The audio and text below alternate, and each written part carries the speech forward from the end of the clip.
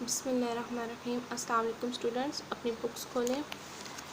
आज हमने स्टार्ट करनी है एक्सरसाइज 4.2। तो 4.2 एक्सरसाइज में जाने से पहले हम प्रोडक्ट लॉ देख लेते हैं। ठीक है, product law, when base are same but exponents are different. ठीक है, अगर हमारे पास बेसिस सेम हो दो चीज़ों की और एक्सपोनेंट डिफरेंट हो और आपस में वो क्या हो रही हो, मल्टीप्लाई हो रही हो, तो उस केस में क्या हो जाएगा कि बेस एक दफ़ा आ जाएगी और उनकी जो एक्सपोनेंट्स हैं वो क्या हो जाएंगे, हमारे पास ऐड हो जाएंगे। ठीक है, सेम बेस है, देखें इसकी बेस भी ए है, इसकी बेस भी क्या है, ए है, इसके एक्सपोनेंट m है, इसके एक्सपोनेंट क्या है, n है। तो ठीक है, जो हमारे पास रिजल्ट आएगा वो क्या आएगा, बेस की में जो एक्सपोनेंट आएगा वो दोनों क्या हो जाएंगे, ऐड हो जाएंगे। नेक्स्ट है हमारे पास व्हेन बेसिस आर डिफरेंट, जब बेसिस डिफरेंट हो बट एक्सपोनेंट्स आर सेम, लेकिन एक्सपोनेंट्स क्या हो, हमारे पास सेम हो। अब देखें बेसिस डिफरेंट कैसे हैं कि ए की बेस ए है, दूसरे की बेस क्या है, बी है, लेकिन एक्सपोनेंट इसका भी n है और एक्सपोनेंट इसका भी n है। तो इस केस में जो हमारे पास रिजल्ट आएगा वो आ जाएगा ए और बी, यानी कि दोनों बेसिस मल्टीप्लाई होके विद एक्सपोनेंट आ जाएगा। ठीक है, तो पहला क्वेश्चन इसमें है हमारे पास, simplify by using laws of exponent into exponential form. ठीक है, लॉ ऑफ एक्सपोनेंट्स यूज़ करके इनको एक्सपोनेंशियल फॉर्म में लिखना है। अब देखें -4 की पावर या एक्सपोनेंट 5 मल्टीप्लाई -4 एक्सपोनेंट 6। अब बेसिस इसकी सेम है, -4 इसकी भी है और -4 इसकी भी है। इसकी जो एक्सपोनेंट है वो 5 है, इसकी जो एक्सपोनेंट है वो क्या है, 6। एक्सपोनेंट हमारे पास क्या है, डिफरेंट है, और बेसिस हमारे पास क्या है, सेम है। ठीक है, अब इसमें हमारे पास कौन सा लगेगा, हमारे पास रूल जो है same basis with different exponent. Same basis हो और डिफरेंट एक्सपोनेंट हो तो वो हमारे पास एक्सपोनेंट क्या हो जाते हैं, ऐड हो जाते हैं। तो हमने क्या किया, -4 विद एक्सपोनेंट 5 -4 एक्सपोनेंट 6, तो हमारे पास क्या हो जाएगा, -4। ठीक है, ब्रैकेट में एक्सपोनेंट्स दोनों क्या हो जाएंगे, ऐड, 5 + 6, तो -4 एक्सपोनेंट क्या आ जाएगा, 11। ये साथ में मैंने जो प्रोडक्ट रूल लगा है, प्रोडक्ट लॉ लगा है, वो भी मैंने लिख दिया। ठीक है, एक्सपोनेंट वाला a की पावर m, ठीक है, multiply a power n equals to a m plus है।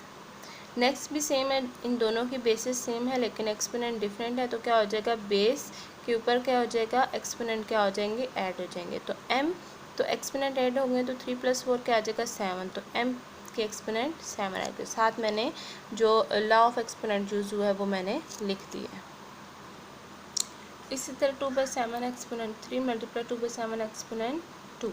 ठीक है, 2/7 एक्सपोनेंट 3 देखें और 2/7 एक्सपोनेंट 2, इनमें भी हमारे पास जो बेसिस है, जो एक्सपोनेंट है वो डिफरेंट है और जो बेसिस है वो क्या है, सेम है। बेस हमारे पास इसमें क्या है, 2/7 और एक्सपोनेंट क्या है, 3 और 2। तो जब बेस सेम हो, एक्सपोनेंट डिफरेंट हो, तो उन दोनों के एक्सपोनेंट्स क्या हो जाते हैं, ऐड अप हो जाते हैं। 2/7 3 + 2, तो 2/7 की पावर या एक्सपोनेंट हमारे पास आ जाएगा 5। इसी तरह नेक्स्ट है 1/10 एक्सपोनेंट 4 मल्टीप्लाई 1/10 एक्सपोनेंट 5, तो हमारे पास बेसिस की सेम है और एक्सपोनेंट डिफरेंट है, तो एक्सपोनेंट इनकी क्या हो जाएंगे, ऐड अप हो जाएंगे। 1/10 4 + 5, ठीक है, तो 4 + 5 क्या हो जाएगा, 9। 1/10 एक्सपोनेंट 9 इसका रिजल्ट आ जाएगा।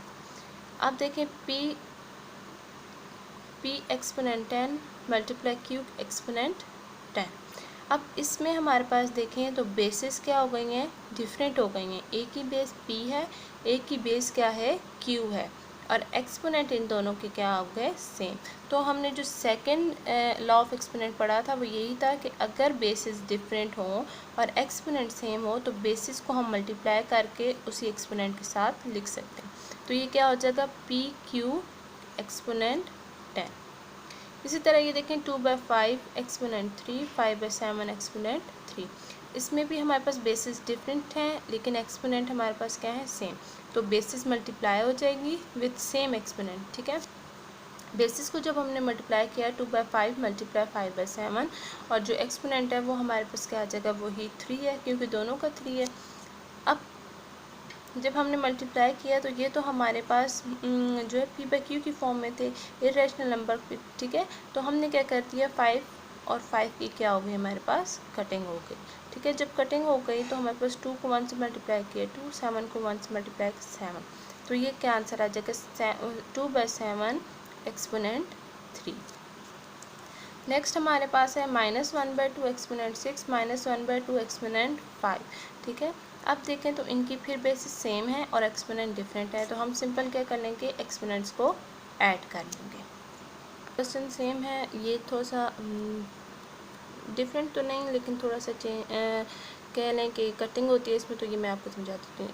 पार्ट 11 है, 11/7 एक्सपोनेंट 8, 21/22 एक्सपोनेंट 8। ठीक है, 11/7 एक्सपोनेंट 8 और 21/22 एक्सपोनेंट 8 में देखें तो हमारे पास एक्सपोनेंट सेम है, लेकिन बेसिस क्या है, डिफरेंट है। तो बेसिस मल्टीप्लाई हो जाएंगी विद एक्सपोनेंट। ठीक है, तो हमारे पास जो बेसिस क्या है, 11/7 मल्टीप्लाई क्या हो गया, 21/22। ठीक है, और एक्सपोनेंट वही बाहर के आ गया 8। अब देखिए कटिंग हो रही है, 11 के टेबल में 22 2 टाइम्स आता है और 7 के टेबल में 21 3 टाइम्स आता है। ठीक है, तो हमारे पास कटिंग हो गई, तो 3 को 1 से मल्टीप्लाई किया 3, 2 को 1 से मल्टीप्लाई किया 2, 3/2 एक्सपोनेंट 8। ठीक है, नेक्स्ट देखें, -x/y मल्टीप्लाई -x/y 11। अब इसके ऊपर कोई पावर नहीं है, जहाँ कोई पावर नहीं होती है तो वहाँ क्या पावर होती है, 1। ठीक है, वहाँ पे हम कौन सी पावर लेते हैं, 1 लेते हैं। यहाँ पे हमारे पास जो पावर है वो है 1। अब सेम बेस है, एक्सपोनेंट्स क्या हैं, डिफरेंट है, तो क्या हो जाएगा, बेस वही आ जाएगी और एक्सपोनेंट्स क्या हो जाएंगे, ऐड हो जाएंगे। 1 + 11 क्या हो गया, 12। अब हम सेकंड क्वेश्चन की तरफ चलते हैं, verify the following by using the laws of exponent. ठीक है, इनको वेरीफाई करना है लॉ ऑफ एक्सपोनेंट को यूज़ करते हुए। हमारे पास फर्स्ट पार्ट है, 3 × 5 विद एक्सपोनेंट 4 = 3 एक्सपोनेंट 4 × 5 एक्सपोनेंट 4। हमने लेफ्ट हैंड साइड ले लिया 3 × 5, यानी कि बेसिस मल्टीप्लाई हो रही हैं और एक्सपोनेंट हमारे पास क्या है, 4। हमें इसमें जो ये राइट हैंड साइड है वो गिवन है। ठीक है, AB एक्सपोनेंट n। ठीक है, अब हम इसको दूसरे तरीके से इस तरह से लिख सकते हैं, A के भी एक्सपोनेंट n हो मल्टीप्लाई B का भी एक्सपोनेंट n हो, लिख सकते हैं ना। ठीक है, यही हमारे पास लॉ ऑफ एक्सपोनेंट है। तो इसके मुताबिक हमने क्या कर दिया कि जो 3 है वो भी एक्सपोनेंट 4 मल्टीप्लाई जो 5 है वो भी एक्सपोनेंट 4, इस लॉ को यूज़ करते हुए। ठीक है, ये लॉज आपने साथ लिखने हैं।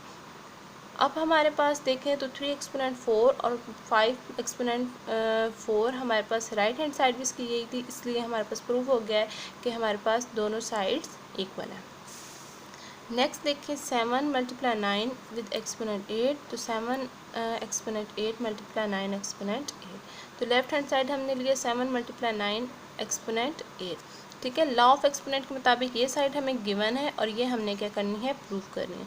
अब इसके मुताबिक हमने A की पावर एक्सपोनेंट भी n लिखा और B के एक्सपोनेंट भी n लिखा है। ठीक है, तो यहाँ पे हम 7 के एक्सपोनेंट भी 8 लिख सकते हैं, 9 के एक्सपोनेंट भी 8 लिख सकते हैं, इस लॉ को यूज़ करते हुए। तो हमने वेरीफाई कर दिया कि दोनों साइड्स इक्वल हैं। अब देखिए नेक्स्ट, 2 एक्सपोनेंट 6 × 2 एक्सपोनेंट 3, हमने प्रूफ करना है 2 एक्सपोनेंट 9। 2 exponent 6 × 2 exponent 3। ठीक है, सेम बेस है और डिफरेंट क्या है, हमारे पास एक्सपोनेंट्स है। तो एक्सपोनेंट्स क्या हो जाएंगे, हमारे पास ऐड अप हो जाएंगे, तो 6 + 3 किया 9, तो 2 एक्सपोनेंट 9 जो कि हमारे पास राइट हैंड साइड बन गए। इसी तरह x × y_m = xm ym, ये साइड हमने ले ली। जब ली हमने ये साइड, तो x की एक्सपोनेंट भी m आ जाएगा और y का एक्सपोनेंट भी m आ जाएगा। ठीक है, तो इन दोनों को मल्टीप्लाई करें, मल्टीप्लाई जब किया तो हमारे पास ये मल्टीप्लाई साइन ख़त्म हो गया, xm ym आ जाएगा हमारे पास, जो हमारे पास राइट हैंड साइड है। इसी तरह 8 एक्सपोनेंट 5 × 8 एक्सपोनेंट 7, 8 एक्सपोनेंट 5 × 8 एक्सपोनेंट 7। अब देखें हमारे पास बेस सेम है, एक्सपोनेंट क्या है, डिफरेंट है, तो हमारे पास एक्सपोनेंट क्या हो जाएंगे, ऐड हो जाएंगे, 5 + 7, तो 8 विद एक्सपोनेंट क्या आ जाएगा, 12। नेक्स्ट इस क्वेश्चन का लास्ट पार्ट है हमारे पास, p exponent r × p exponent s, और आंसर आना चाहिए p r + s।